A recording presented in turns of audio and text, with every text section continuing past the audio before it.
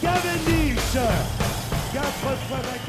Mark Cavendish is a very explosive, flamboyant young man.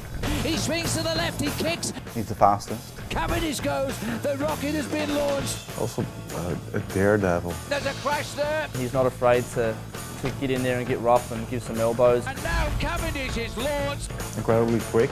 The missile fires again and beat that. It's not always easy to handle, but he's a good guy.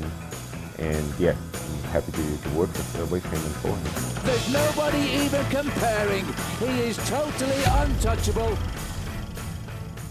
We work well together, and we target the Tour de France every year, obviously, as most other people do, but obviously I'm in a fortunate position that I have a great team built around me, and we're committed to winning. And he's the man, Mark Cavendish.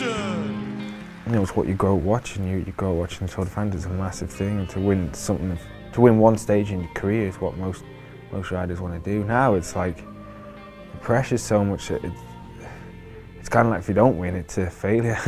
And they've all just got to go for it now. Cavendish is there, and he's done it. You can't get any better than that. As Cavendish races towards the line, he gets it. That is unbelievable. Mark Cavendish is probably the fastest bike rider I've seen in the last 100 metres ever. Once he fixes himself on a goal, you basically can't talk to him, you can't contact him, and he's just locked in like a missile. Mark Cavendish is a very explosive, flamboyant young man. Explosive in the fact that he can explode in those last 200 metres like probably no one can at the moment or ever has before. It's just his brutal kick that can take him to the line. But also on a very soft side to Mark Cavendish where he can implode. You know, if things touch his heart, he can cry at the drop of a hat and he doesn't care who's standing around. And I think that's the subtle side of Mark Cavendish.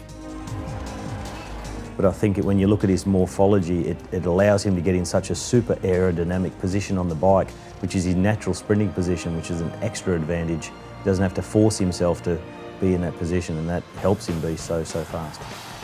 But Cavendish, forget it. The man with 3 legs from the Isle of Man just says, boys, what's all the problem? You know that book that has the names of the legends of cycling in it? I'd kind of like to leave a legacy, you know. It's a sport I grew up watching, loving. And it's a sport I still grow up watching, loving. I just get to ride it as well now, and I don't care about the money.